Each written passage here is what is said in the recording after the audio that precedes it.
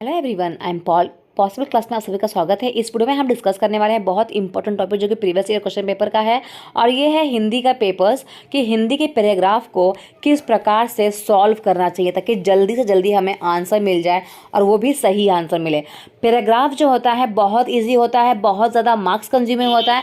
अगर आप इसको सही कर लेते हैं तो डेफिनेटली आपको अच्छे मार्क्स सीटेट के एग्जाम में मिल सकते हैं। ओके, तो हो सकते तो सबसे पहले आप हिंदी का पेपर और इंग्लिश का पेपर करें। मतलब हर एक वीडियो में यही बता रही हूँ कि हिंदी और इंग्लिश का पेपर जल्दी करें, क्योंकि आंसर उसमें ही छुपा होता है, आपको सिर्फ अच्छे से पढ़ के ढूंढना होता है।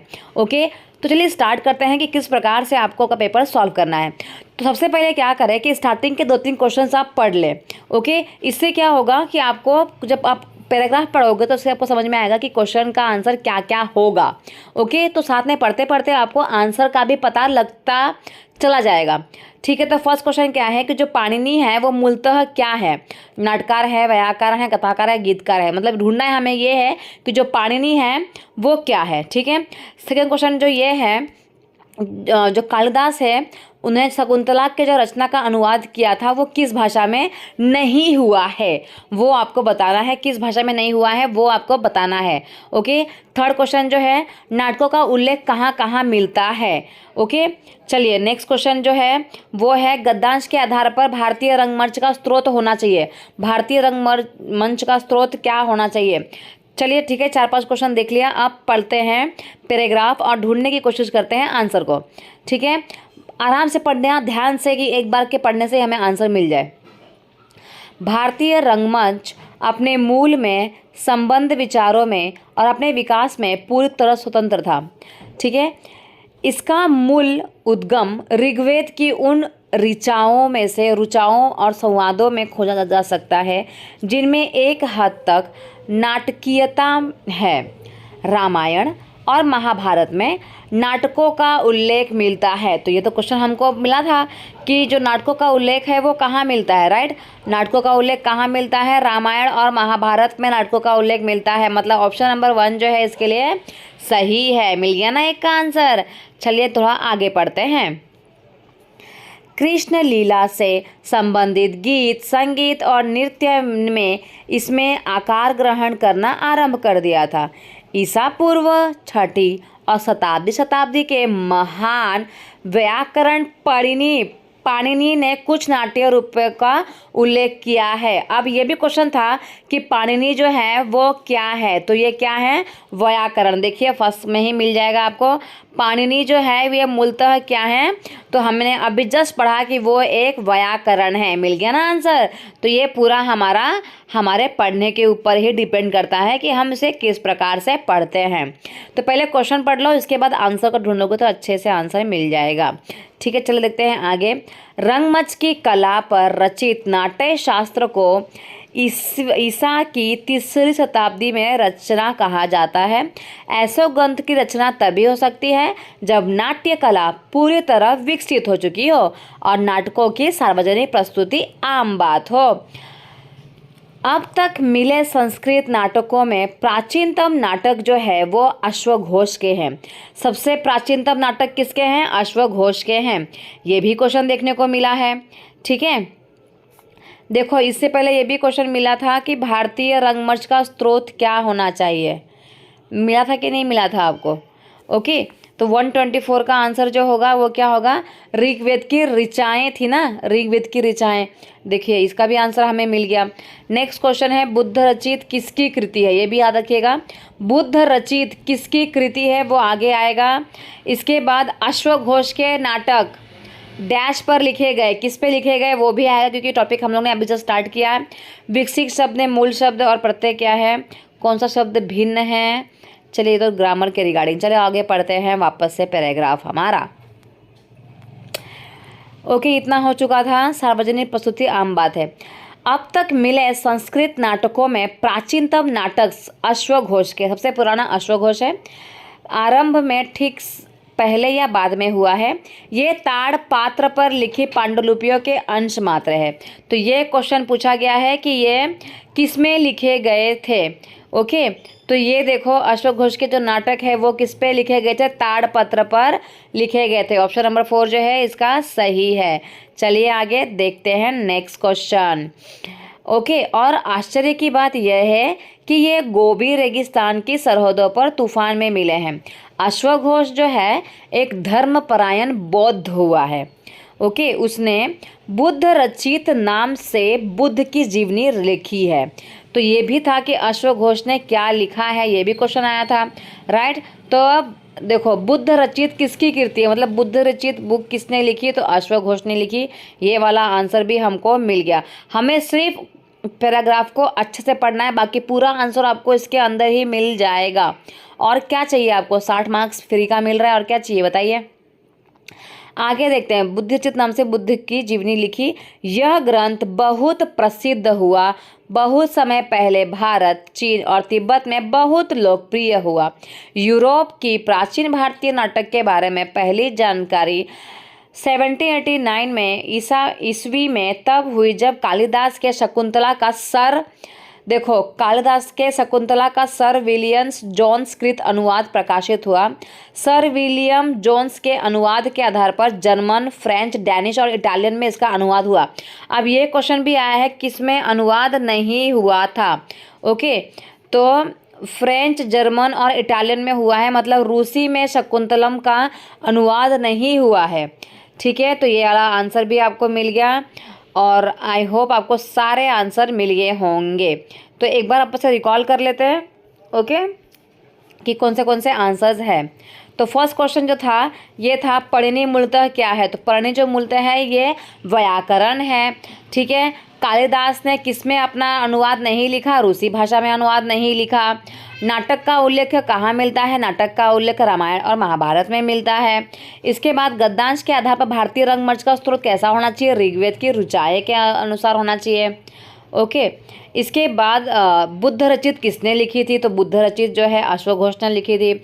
इसके बाद अश्वघोष का नाटक किसमें मिलता है? ताड़पत्र में मिलता है। ये सारे क्वेश्चन के आंसर हमें इजीली आपके पैराग्राफ में मिल गया था, राइट। अब आते हैं नेक्स्ट क्वेश्चन जो कि ग्रामर के रिगार्डिंग है। विकसित शब्द में मूल शब्द और प्रत्यय है। ओके, तो इसमें प्रत्यय क्या है? मूल शब्द देखो विकास प्लस इत, विकसित। ओके, तो 127 का आंसर जो है वो हो जाएगा आपका 1। विकास प्लस इत इक्वल्स टू विकसित। ओके, चलिए कौन सा शब्द भिन्न है? भारत, जर्मनी, पाणिनि या नाटक? तो देखो भारत जो है देश का नाम है, जर्मनी भी देश का नाम है, पाणिनि एक इंसान का नाम है। ओके, और नाटक जो है वो जो करते हैं उसका नाम है। तो कौन सा एक चीज़ अलग है? तो ये सारा किसी न किसी का चीज़ का नाम है, पर नाटक किसी भी चीज़ का नाम नहीं होता है, वो एक क्वालिटी होती है, एक आपका काम होता है नाटक करना। तो ऑप्शन नंबर 4 जो है इसमें सही है। ठीक है, अब बात करते हैं नेक्स्ट पैराग्राफ का। देखिए ऐसे 2-3 मार्क्स का ही ग्रामर आया है और वो भी बहुत ईजी आया था। अब 121 से लेकर 128 तक के क्वेश्चंस की बात करेंगे। ओके, ये तो हो गया। वापस से डबल क्यों आया भाई साहब आप? नेक्स्ट क्वेश्चन की बात करते हैं। 129 से लेकर 135 तक के क्वेश्चंस की बात करते हैं। वापस से इसमें गद्यांश ही आया हुआ है। गद्यांश जो होता है ज़्यादा अच्छा होता है एज़ कम्पेयर टू पद्यांश, क्योंकि उसमें कहानी होती, मतलब कविता होती है, वो भी अच्छा ही होता है, बट थोड़ा डीप मीनिंग होता है, तो वो समझना थोड़ा सा डिफ़िकल्ट हो सकता है। तो वापस से पहले हम लोग पढ़ेंगे 2-3 क्वेश्चन, उसके बाद सॉल्व करने की कोशिश करेंगे। निम्नलिखित में से कोई एक कथन संस्कृत के समृद्ध रूप की सार्थकता को व्यक्त नहीं करता। मतलब संस्कृत की सार्थकता को व्यक्त नहीं करता, वो आपको बताना है। ओके, सेकंड जो है किस भाषा की उत्पत्ति संस्कृत से नहीं मानी जा सकती? किसकी उत्पत्ति संस्कृत से नहीं मानी गई है, वो आपको बताना है। Next question, sir William Jones ने संस्कृत भाषा की क्या प्रशंसा की? क्या प्रशंसा की कि ध्वनि अच्छी है, संरचना अच्छी है, शब्द अच्छा है या वाक्य अच्छा है? निम्नलिखित में किन भाषाओं का स्रोत उपलब्ध नहीं है? किन शब्दों का अनुवाद विदेशी भाषा में नहीं किया जा सकता? ओके, चलिए देखते हैं, पढ़ते हैं, तो आंसर मिलना स्टार्ट हो ही जाएगा। संस्कृत अद्भुत रूप से समृद्ध भाषा है। अत्यंत विकसित और नाना प्रकार से अलंकृत। इसके बावजूद वह नियत और व्याकरण के उस ढांचे में सख्ती से जकड़ी है जिसका निर्माण 2600 वर्ष पहले पाणिनि ने किया था। इसका प्रसार हुआ, संपन्न हुई, भरी पूरी और अलंकृत हुई, पर इसने अपने मूल को नहीं छोड़ा। संस्कृत साहित्य के पतन के काल में भाषा चाहे जितनी पुरानी हो, उनकी बनावट अद्भुत है। यूनानी भाषा के मुकाबले यह अधिक पूर्ण है, लातिनी के मुकाबले अधिक उत्कृष्ट है, दोनों के मुकाबले अधिक परिष्कृत है। यह पर दोनों के साथ वह इतनी अधिक मिलती जुलती है कि यह संयोग आकस्मिक नहीं हो सकता। यह साफ पहचाना जा सकता है कि इन सभी भाषाओं का स्रोत एक ही है, जो शायद अब मौजूद नहीं रहा। संस्कृत आधुनिक भारतीय भाषाओं की जननी है। उनका अधिकांश शब्दकोश और अभिव्यक्ति का ढंग संस्कृत की देन है। संस्कृत काव्य और दर्शन के बहुत से सार्थक और महत्वपूर्ण शब्द जिनका विदेशी भाषाओं में अनुवाद नहीं किया जा सकता, आज भी हमारे लोक प्रचलित भाषाओं में जीवित हैं। तो इसका आंसर तो हमें कुछ भी नहीं मिला, बट हम पढ़ने की इसकी कोशिश ज़रूर करेंगे। ऑप्शन को पढ़ के देखते हैं, अब सही आंसर को ढूंढते हैं। ओके, तो चलिए, निम्नलिखित में से कौन सा कथन संस्कृत के समृद्ध रूप की सार्थकता व्यक्त नहीं करता? संस्कृत जो है ये विश्व की प्राचीन भाषा मानी जाती है, एकदम सही है। संस्कृत से मात्र हिंदी की उत्पत्ति हुई है, वही मुझे गलत लग रहा है, मतलब ऑप्शन नंबर 2 ही गलत है। ठीक है, और पढ़ने की ज़रूरत ही नहीं है। ऑप्शन नंबर 2 एकदम से गलत है, क्योंकि सिर्फ हिंदी की उत्पत्ति नहीं, बहुत सारे लैंग्वेज की उत्पत्ति हुई है। नेक्स्ट क्वेश्चन जो है 130 वाला, किस भाषा की उत्पत्ति संस्कृत से नहीं मानी जा सकती? क्योंकि जो तमिल है, तेलुगु है, उड़िया लैंग्वेज जो है उड़ीसा वाली, तो ये तीनों लैंग्वेज की उत्पत्ति संस्कृत से हुई है। जो यूनानी है वो हमारे इंडिया के है ही नहीं, राइट, तो इनकी उत्पत्ति हम कैसे मानेंगे कि संस्कृत से हुई है? हाँ, सिमिलर ज़रूर है, बट उत्पत्ति संस्कृत से नहीं हुई है। ठीक है, चलिए देखते हैं नेक्स्ट क्वेश्चन 131 वाला। सर विलियम जोन्स ने संस्कृत भाषा की क्या प्रशंसा की? क्या बोला उन्होंने संस्कृत भाषा को? उन्होंने बोला संस्कृत भाषा की संरचना जो है ना, उसकी प्रशंसा की उसने। ओके, सेकंड आंसर है उसका। नेक्स्ट वन जो क्वेश्चन है 132 वाला, कि निम्नलिखित में किन भाषाओं का स्रोत उपलब्ध नहीं है? तो निम्नलिखित में से किन भाषाओं का स्रोत उपलब्ध नहीं है? संस्कृत का है, यूनानी का है, संस्कृत लातिनी, लातिन संस्कृत, मतलब कि ऑप्शन नंबर 2 इसका है। 132 मतलब कि लातिनी, संस्कृत और यूनानी, इन तीनों भाषाओं का स्रोत उपलब्ध नहीं है। मतलब ये तीनों भाषाएं कहाँ से आई, कहाँ से इनका उत्पत्ति हुई, इसका स्रोत नहीं है। ठीक है, ऑप्शन नंबर 4 इसका सही आंसर है। 133 देखते हैं, किन शब्दों का अनुवाद विदेशी भाषा में नहीं किया जा सकता? आप खुद बता सकते हैं। लोक जीवन के शब्द इजीली हम लोग कर सकते हैं। संस्कृत काव्य और लोक जीवन, दर्शन एवं लोक जीवन, मतलब लोक जीवन तो हम लोग कर सकते हैं, तीनों में दिया है। संस्कृत काव्य और एवं दर्शन, इसका अनुवाद हम लोग विदेशी लैंग्वेज में नहीं कर सकते। चलिए देखते हैं 134 की अगर बात की जाए तो उत्कृष्ट का पर्यायवाची शब्द नहीं है। ओके, उत्कृष्ट मतलब क्या होता है? मेरे हिसाब से तो एकदम श्रेष्ठ होता है, उत्कृष्ट है ये, राइट। तो श्रेष्ठ है, उत्तम है, उम्दा है, वाह वाह। धवल जो है इसका मीनिंग नहीं होगा, मतलब ऑप्शन नंबर 1। ठीक है, चलिए देखते हैं नेक्स्ट। डैश दोनों के मुकाबले अधिक परिष्कृत है, वाक्य में रेखांकित शब्द के स्थान पर किन शब्दों का प्रयोग किया जा सकता है? ओके, तो दोनों के मुकाबले अधिक परिष्कृत है, तो इसमें क्या आना चाहिए वो आपको बताना है। तो तुलना, दोनों के मुकाबले अधिक परिष्कृत, तुलना आएगा ना, क्योंकि यहाँ पे क्या हो रहा है? तुलना हो रहा है दोनों के बीच में, राइट, दोनों के मुकाबले। ओके, इसमें क्या आएगा? तुलना शब्द आना चाहिए। इसके बाद वापस से वही वाले प्रश्न हो आए हैं।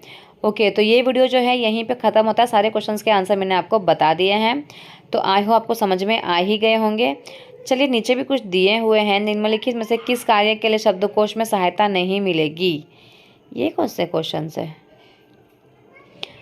136 से लेकर क्वेश्चन है ये, 136 वाला क्वेश्चन है कि निम्नलिखित में से किस कार्य के लिए शब्दकोश में सहायता नहीं है। ओके, तो इसका आंसर उच्चारण में सुधार, शब्द संपदा में सुधार, वर्तनी में सुधार या फिर लिखावट में सुधार। तो कार्य के लिए शब्दकोश में सहायता आपको नहीं मिलेगी, इसका आंसर है लिखावट में सुधार। Okay, option number 4 is the correct. Next देखते हैं 37 वाला क्वेश्चन। समग्र भौतिक प्रतिक्रिया में विधि में अवबोधन विषय का आधार है। अवबोधन विषय का आधार क्या है? ओके, तो अवबोधन विषय का जो आधार है वो है श्रवण करना। श्रवण जो है वो अवबोधन विषय का आधार है। चलो देखते हैं नेक्स्ट क्वेश्चन 138 वाला। जब विद्यार्थी जो है आनंद के लिए पढ़ते हैं, इसका तात्पर्य क्या है? डैश में संलग्न है, किस चीज़ में संलग्न है? सरसारी दृष्टि से पठन है, बारीकी से पठन हो रहा है, गहनता से पठन हो रहा है या विस्तार से पठन हो रहा है? तो जब विद्यार्थी आनंद से पढ़ता है, इसका मतलब विद्यार्थी जो है उसको विस्तार में पढ़ रहा है। ओके, डीप गहराई के साथ पढ़ रहा है। चलिए देखते हैं नेक्स्ट क्वेश्चन। बच्चों को ध्यान में नज़र रख के इसका आंसर का टिक लगाना है आपको। जब विद्यार्थी आनंद के लिए पढ़ते हैं, एक ही क्वेश्चन 50 बार पूछा गया है। भाषा संकेत परिवर्तन और भाषा संकेत मिश्रण बहुधा में देखे जाते हैं। किस में देखे जाते हैं? भाषा संकेत परिवर्तन और भाषा संकेत मिश्रण किस में देखे जाते हैं? ओके, तो ये जो देखे जाते हैं द्विभाषी बच्चों में, कि भाषा संकेत में परिवर्तन है, भाषा संकेत में बच्चे क्या करें? मिश्रण कर दे रहे हैं। तब जब बच्चे दो भाषा सीख रहे होते हैं तब बच्चे क्या कर सकते हैं? मिश्रण कर सकते हैं। चलो देखते हैं नेक्स्ट क्वेश्चन 140 वाला। भाषा की जो आधारभूत संरचनात्मक इकाई है वो क्या मानी गई है? स्वनिम, आकृति, लेखाचित्र या भाषा विषयक किसको माना गया है? तो जो स्वनिम है उसको माना गया है। ओके, नेक्स्ट क्वेश्चन जो है, जो बहुविकल्पीय प्रश्न आते हैं, जो क्लोज वाले क्वेश्चंस होते हैं, क्लूज जिसमें ऑप्शंस दिए होते हैं, निम्नलिखित का मिलान करो और आदि प्रश्नों के उन प्रकार के उदाहरण हैं जिन्हें हम बहुधा डैश परीक्षणों में देखते हैं। तो वस्तुनिष्ठ, पत्र लेखन, मौखिक या फिर निबंध। तो इसका आंसर क्या आएगा? वस्तुनिष्ठ प्रश्न में हम लोग देखते हैं। जो वस्तुनिष्ठ प्रश्न होते हैं ऑब्जेक्टिव्स वाले, उसमें ही आपको देखने को मिलते हैं। ठीक है, 142 जो क्वेश्चन है, यदि आप शब्दों के सिर्फ समानार्थी और विपरीतार्थी जानना चाहते हैं तो आपको किसकी आवश्यकता होगी? शब्दकोश की, संकलन की, शब्द समूहों का सूचीकोश या उच्चारण निर्देशिका की? सिर्फ आपको समानार्थी जानना है और विरुद्ध अर्थ जानना है तो आपको शब्द समूहों का सूचीकोश जानना होगा, क्योंकि शब्द समूह का सूचीकोश होगा तो उसमें समानार्थी और विरुद्धार्थी दोनों ही दिया रहेगा। ठीक है, चलिए देखते हैं नेक्स्ट क्वेश्चन 143 वाला। वीडियो जो है बहुत बड़ा हो गया होगा, बट आपको काफ़ी नॉलेज मिला होगा किस प्रकार से आपको सॉल्व करना है। वर्ग शब्द पहेलियों के भाषा खेल विद्यार्थियों को उनकी डैश सुधारने में मदद करता है। तो वर्ग शब्द, अगर बच्चे जो है पहेलियों में मतलब जो पहेलियाँ पढ़ रहे हैं, तो भाषा जो है वर्ग खेल के माध्यम से बच्चा सीख रहा है, वर्ग शब्द के माध्यम से सीख रहा है, तो किस प्रकार से कौन सा चीज़ अच्छा रहेगा? पठन, शब्द संपदा, लेखन या फिर वाचन? तो सबसे अच्छा जो रहेगा वो रहेगा शब्द संपदा।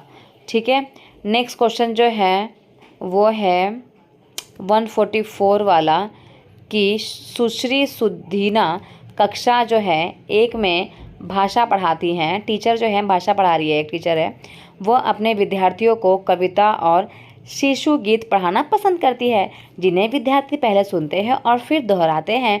तो सुश्री सुनिधा जो है अपने विद्यार्थियों के डैश को पुष्ट कर रही है। किस चीज़ को अच्छा कर रही है?